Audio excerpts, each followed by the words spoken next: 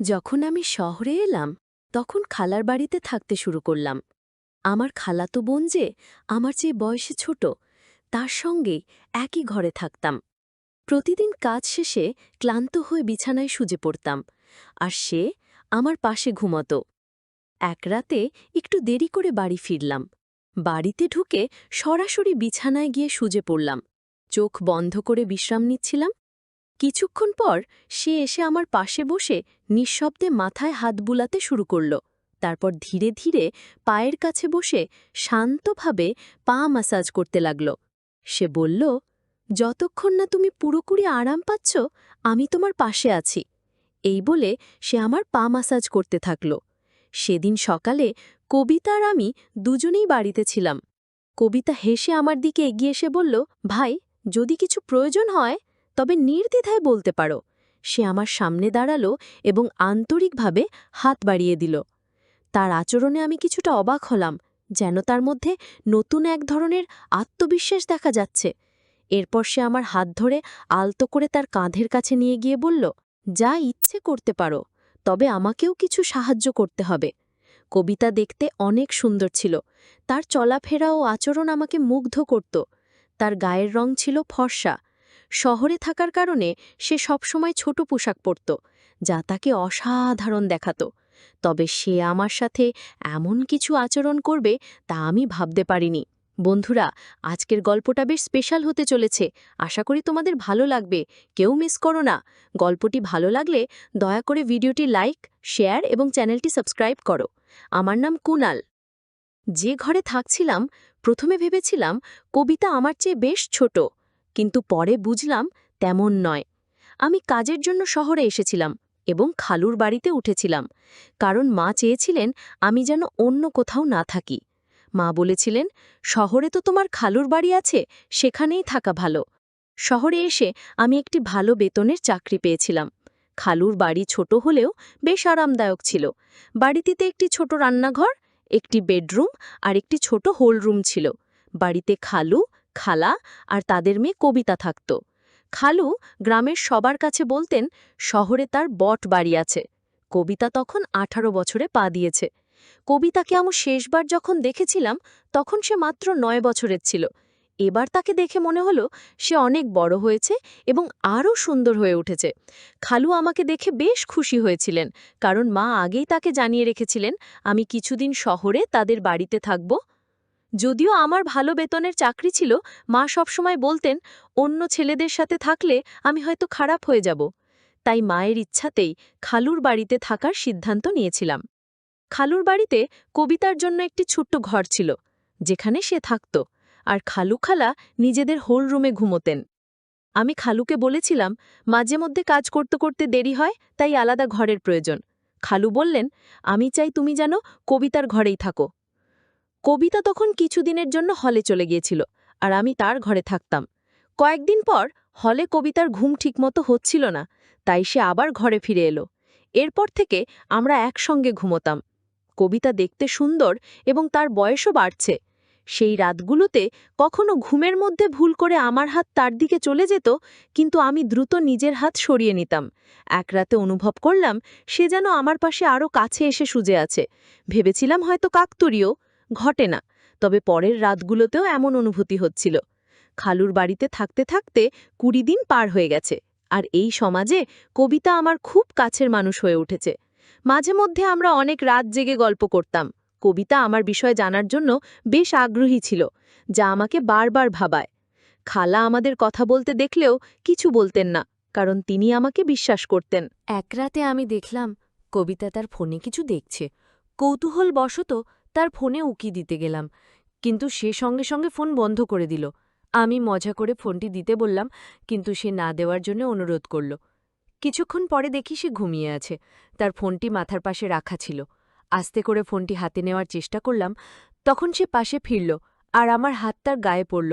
তার মুখে মৃদু হাসি দেখে বুঝলাম সে আসলে ঘুমায়নি। কিছুক্ষণ পর আমি চুপচাপ ঘুমিয়ে পড়লাম।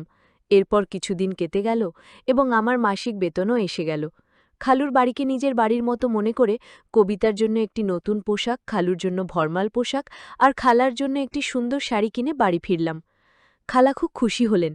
আর কবিতা আগের চেয়ে অনেক খোলামেলা কথা বলতে শুরু করল। এক রাতে পানি খেতে উঠে দেখলাম কবিতা পাশে নেই, ঘরের দরজাটাও খোলা। বাইরে গিয়ে দেখি রাত তখন 2টা। কবিতা হলে পর্দা সরিয়ে কিছু দেখার চেষ্টা করছে। কৌতূহলবশত তার পেছনে দাঁড়িয়ে দেখার চেষ্টা করলাম সে কি দেখছে। তার পাশে দাঁড়ালাম। সামনের দৃশ্য দেখে তাকে আলতো করে পাশ ফিরিয়ে ঘরে নিয়ে এলাম। আমি বললাম, কবিতা, এটা ঠিক নয়, রাতের এই সময় এমনটা করা মোটেই সঠিক নয়। কবিতা আমার কথায় লজ্জা পেল এবং দ্রুত ক্ষমা চেয়ে বলল, ভাইজান, দয়া করে এই ব্যাপারটি নিয়ে কাউকে বলো না, আমি আর কক্ষপে এমন করব না। আমি কিছু বুঝতে পারছিলাম না। আসলে কবিতার ভুলটা হয়তো খুব বেশি ছিল না। খালু খালার মেয়েটা বড় হয়ে উঠেছে, তাদের এখন কিছুটা ব্যক্তিগত জায়গার প্রয়োজন। পরের দিন আমি খালুকে বললাম, খালু, এখন সময় এসেছে একটা বাড়ি কেনার কথা ভাবার। কবিতা বড় হচ্ছে, ওর নিজের একটা আলাদা ঘর দরকার। বাড়ি হলে সবার জন্য ভালো হবে। খালু হেসে বললেন, 3জন মানুষের জন্য বড় বাড়ির দরকার নেই, তুমি এসে চতুর্থ হয়েছ, কিন্তু আমাদের এখনও কোনো অসুবিধা হচ্ছে না, তাহলে বড় বাড়ির প্রয়োজন কেন? খালুর কথা শুনে আমার মুখটা একটু মলিন হয়ে গেল। ঠিক তখনই আমার ফোন বাজল। ফোনে মা ছিলেন। মা বললেন, তোমাকে একটি মেয়ের ছবি পাঠিয়েছি, দেখে বলো তো কেমন লাগছে। আমি মাকে জানালাম, মেয়েটি দেখতে বেশ ভালোই লেগেছে। এতে মা খুশি হয়ে জানালেন, 20 দিনের মধ্যে বিয়ের ব্যবস্থা করবেন। 20 দিন পর আমার বিয়ে হয়ে গেল। কিছুদিনের ছুটি কাটিয়ে আমি আবার কাজের জন্য শহরে ফিরছিলাম, তখন মা বললেন, তোমার স্ত্রীকে সঙ্গে নিয়ে যাও। এরপর আমি আমার স্ত্রী তানিয়াকে নিয়ে শহরে চলে এলাম। প্রথমে আমরা খালুর বাড়িতে উঠলাম। কবিতা তখন তার ঘর ছেড়ে বাবা মায়ের সঙ্গে হলঘরে ঘুমাত, আর আমাদের ঘরটি আমাকে আর তানিয়ার জন্য ছেড়ে দিল। তানিয়াকে নিয়ে শহরে আসার 3য় দিন পার হচ্ছিল। এরপর হঠাৎ এক রাতে কিছু অপ্রত্যাশিত ঘটনা ঘটল। আমি যখন তানিয়ার পাশে ঘুমাচ্ছিলাম, হঠাৎ দেখি হলঘর থেকে কেউ উকি দিচ্ছে। তাকে দেখে আমি দ্রুত উঠে বসলাম। আমাকে উঠতে দেখে সে চুপচাপ সরে গেল। তখন আমি ভাবতে লাগলাম, যদি তানিয়া এই শহরের পরিবেশে মানিয়ে নিতে পারে, তাহলে আগামী মাসেই আমরা আলাদা থাকার জন্য একটি ঘর খুঁজে নেব। কারণ শহরে আসার পর থেকেই আমার খালাতো বোন আমাকে বিশেষ নজরে রেখেছিল। জানি না কেন, কিন্তু 5 দিনের মধ্যেই তানিয়া শহরটিকে অপছন্দ করতে শুরু করল। সে বলল, আমি এখানে বেশি দিন থাকতে পারবো না। গ্রামে থাকার অভ্যাস আছে আমার। এখানে পানি আর বাতাস কিচ্ছু ভালো লাগছে না। হঠাৎ করেই তার শারীরিক অবস্থা খারাপ হতে শুরু করল। তাই আমি তাকে গ্রামে পাঠিয়ে দিলাম। এরপর আমি খালুর বাড়িতে একাই থাকতে শুরু করলাম। তানিয়ার প্রতি যতটা ভালোবাসা থাকার কথা ছিল, ততটা যেন অনুভব করছিলাম না। বিয়ের সময় তাকে দেখেছিলাম আকর্ষণীয়, কিন্তু পরে মেকআপ ছাড়া তাকে কিছুটা আলাদা লাগল। তবে সে ভালো মনের এবং নির্ভরযোগ্য, তাই ওর সঙ্গে জীবন কাটানোর সিদ্ধান্ত নিলাম। তানিয়া গ্রামে চলে যাবার পর 3 দিনের ছুটি নিয়ে বিশ্রাম নিলাম। সকালে খালু তার কাজে বেরিয়ে গেলেন, আর খালাও প্রতিদিনের মতো অফিসে চলে গেলেন। সেদিন সকালে কবিতা আর আমি দুজনেই বাড়িতে ছিলাম। নাস্তা করার পর আমি আমার ল্যাপটপ নিতে ঘরের দিকে যাচ্ছিলাম। খোলা দরজার ফাঁক দিয়ে দেখলাম কবিতা নিজের পোশাক পরিবর্তন করছে। তার উজ্জ্বল গায়ের রং দেখে কিছুক্ষণের জন্য আমার দৃষ্টি আটকে গেল। ভাবলাম, কোথায় আমার শ্যামলা তানিয়া, আর কোথায় এই কবিতা? এতদিন কবিতা আমার আশেপাশেই ছিল, কিন্তু তাকে এভাবে দেখিনি। কিছুক্ষণ পর আমি যখন ঘর থেকে বের হলাম, তখনও তাকে দেখছিলাম, আর মনে হচ্ছিল সে সত্যিই অসাধারণ সুন্দর। সেই রাতে কবিতা আমার ঘরে এসে বলল, ভাবি তো গ্রামে চলে গেছেন, ও এখন আমি আবার আমার ঘরে শান্তিতে শুতে পারব। সে আর হলঘরে শুতে চায়নি, তাই তাকে আগের মতো আমার ঘরে শোয়ার অনুমতি দিলাম। সেই রাতে ঘরে অন্ধকার ছিল। কিছুক্ষণ পর আমি শুনলাম কারো পায়ের শব্দ। ঘরের আলো জ্বালিয়ে দেখি কবিতা আলমারির কাছে দাঁড়িয়ে আছে। আমি কাছে গেলাম। কোনো কথা না বলে শার্ট খুলে রাখলাম। তারপর আলো নিভিয়ে শুয়ে পড়লাম। কিছুক্ষণ পর আবার একবার আলো জ্বালালাম। তখন দেখলাম কবিতা ছোট পোশাকে দাঁড়িয়ে আছে।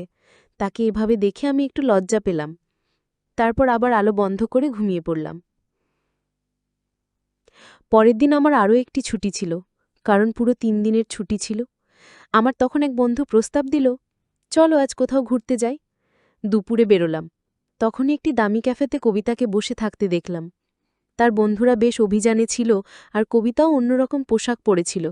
আমি গিয়ে কবিতার সাথে দেখা করলাম এবং জিজ্ঞাসা করলাম, এটা কি হচ্ছে? কবিতা আমাকে একপাশে নিয়ে বলল, কুনাল, আমি আজ রাতে তোমার সব প্রশ্নের উত্তর দেব। তুমি এখন এখানে থেকে চলে যাও, আর হ্যাঁ, আমি না বলা পর্যন্ত চুপ থাকো। পররাতে খালা ঘুমিয়ে যাবার পর কবিতার কাছে গেলাম এবং জিজ্ঞাসা করলাম, এবার বল। কবিতা বলল, এটা হলো উচ্চমানের জীবনের কিছু অংশ। কেন আমি কি এভাবে থাকতে পারি না? কবিতা 18 বছরের একটি মেয়ে হলেও তার কথাবার্তা এবং আচরণে এক ধরনের পরিবর্তন লক্ষ্য করলাম। কথা বলতে বলতে কবিতা আমার আরও কাছে চলে আসে। আমার বিয়ের পর থেকে আমি অনুভব করেছি যে একজন নারীর সান্নিধ্য কতটা বিশেষ। আর কবিতাকে কাছে পেয়ে আমি কিছুটা বিভ্রান্ত হয়ে পড়লাম।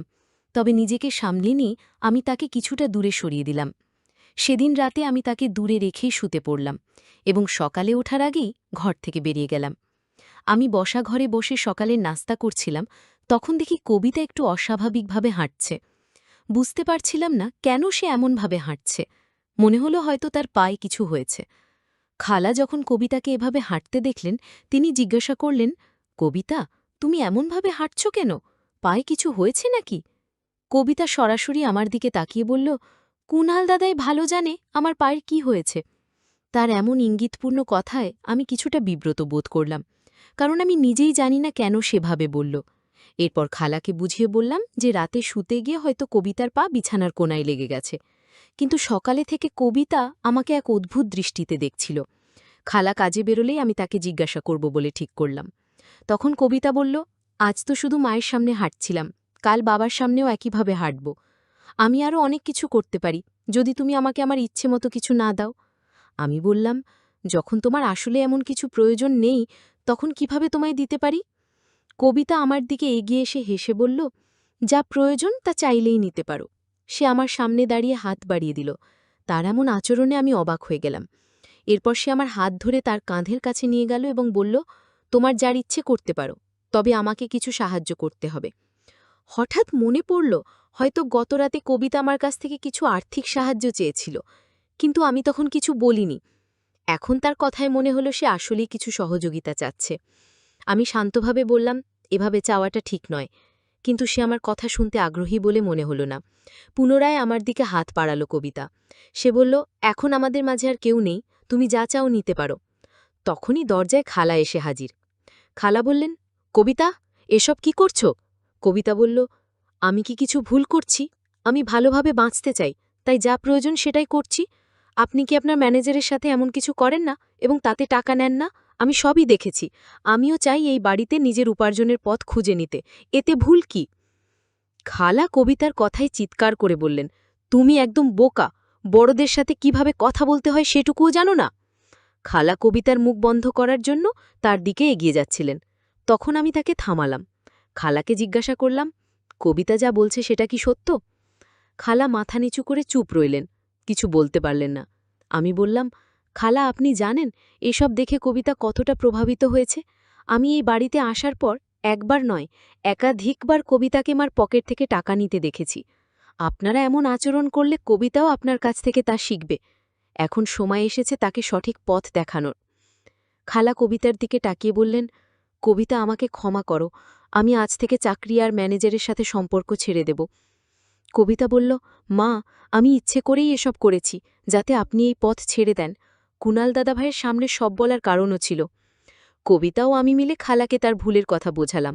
খালা আমাদের কথায় মেনে নিলেন এবং খালুর সাথে শহরের বর বাড়িতে থাকার সিদ্ধান্ত নিলেন। খালু ছোট বাড়িটি ছেড়ে বর বাড়িতে স্থানান্তরের কথা বলার পর খালা ও কবিতা দুজনেই খুশি হলেন এবং আমাকে ধন্যবাদ দিলেন।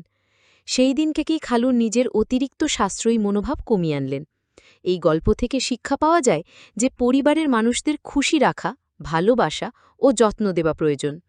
যদি কারো সাশ্রয়ী মনোভাব মাত্রা ছাড়িয়ে যায়, তবে পরিবারের সদস্যদের ওপর নেতিবাচক প্রভাব ফেলতে পারে। পরিবারের সমস্যা এলে তা নিয়ে খোলামেলা আলোচনা করলে সমাধানের পথ খুলে যায়। বন্ধুরা, যদি গল্পটি ভালো লেগে থাকে তাহলে দয়া করে ভিডিওটি লাইক করুন এবং আমাদের চ্যানেলটি সাবস্ক্রাইব করুন। পাশে থাকা বেল আইকনটি চাপুন, যাতে নতুন ভিডিও আপলোড হলে নোটিফিকেশনটি সবার আগে আপনার কাছে পৌঁছায়। ধন্যবাদ। দেখা হবে আমাদের পরবর্তী ভিডিওতে।